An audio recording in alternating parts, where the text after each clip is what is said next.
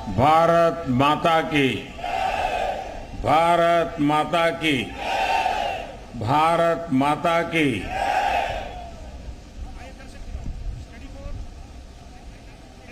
आज प्रातः मैं बेंगलुरु में था। सुबह बहुत जल्दी पहुंचा था।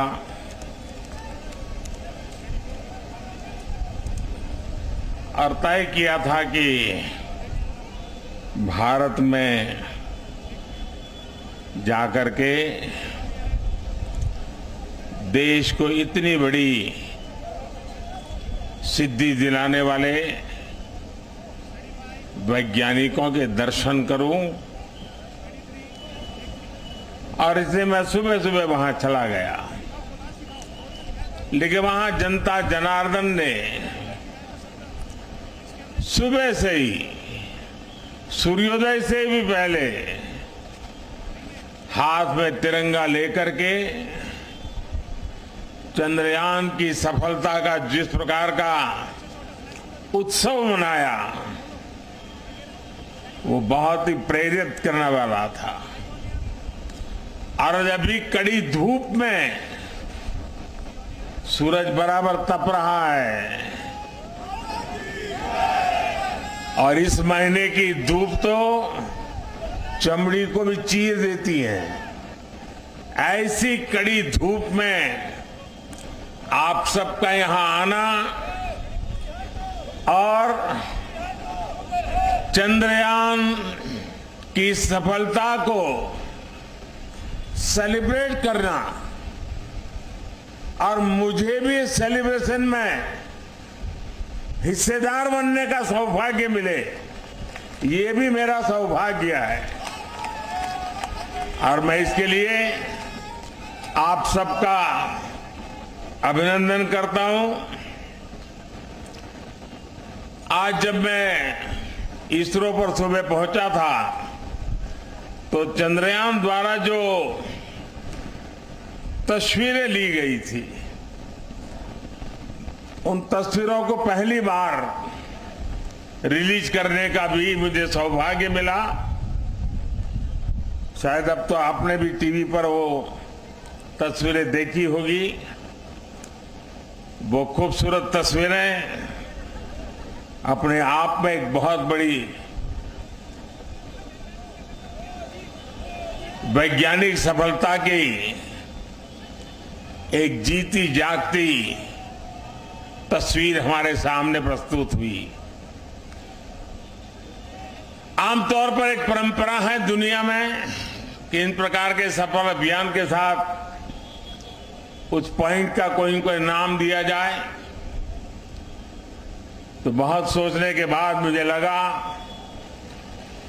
और आज जहां पर चंद्रयान 3 ने लैंड किया हुआ है, उस पॉइंट को एक नाम दिया गया और नाम दिया है शिव शक्ति।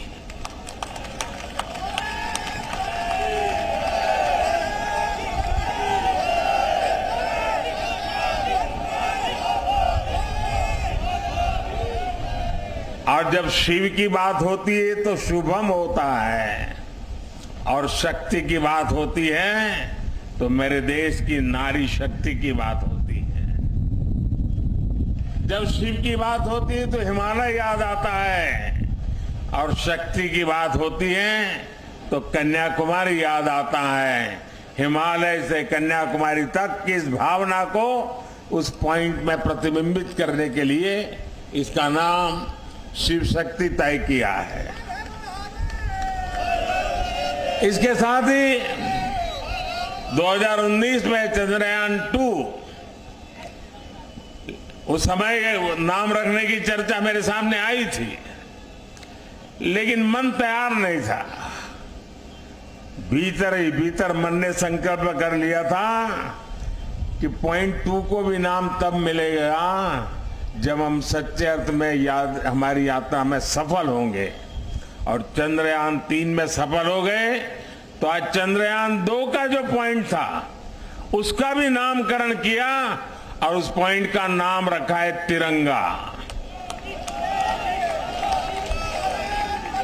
हर संकटों से जूझने का सामर्थ्य तिरंगा देता है। हर सपने को साकार करने की प्रेरणा तिरंगे देता है।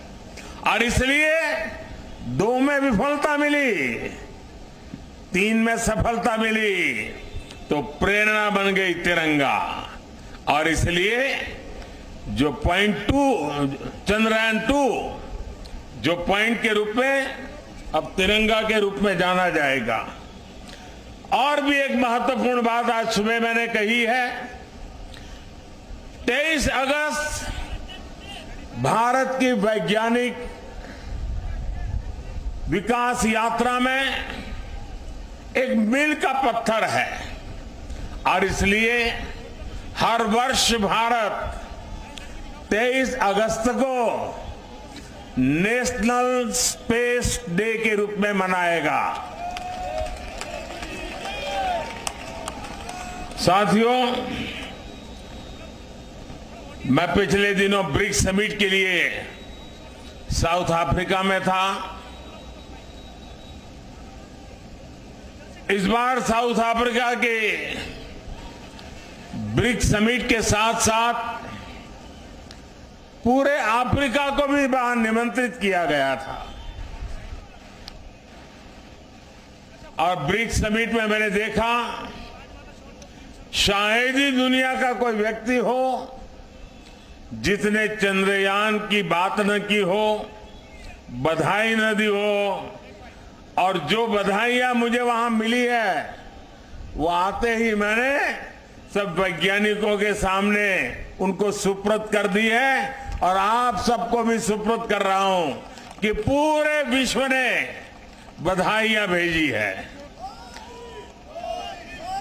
साथियों, हर कोई ये जानने का प्रयास करता था चंद्रयान की यात्रा के संबंध में, ये कालजयी उपलब्धि के संबंध में, और नया भारत, नए सपने, नए संकल्प और नई सिद्धि एक के बाद एक दुनिया के अंदर एक नया प्रभाव अपना भारत के तिरंगे का सामर्थ्य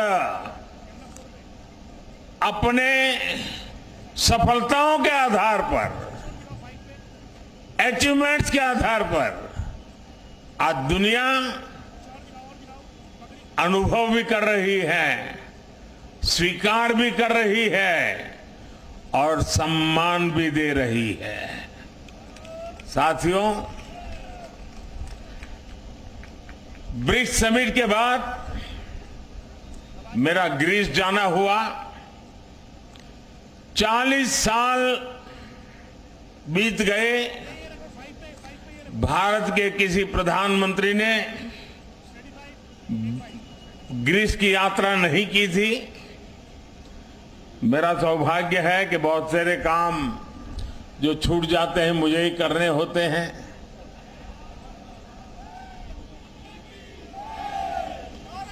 ग्रीस में भी जिस प्रकार से भारत का मान सम्मान, भारत का सामर्थ्य, और ग्रीस को लगता है कि भारत और ग्रीस की दोस्ती, ग्रीस एक प्रकार से यूरोप का प्रवेश द्वार बनेगा और भारत और ग्रीस की दोस्ती भारत और यूरोपियन यूनियन के रिश्तों को मजबूती देने का एक बहुत बड़ा माध्यम बनेगा।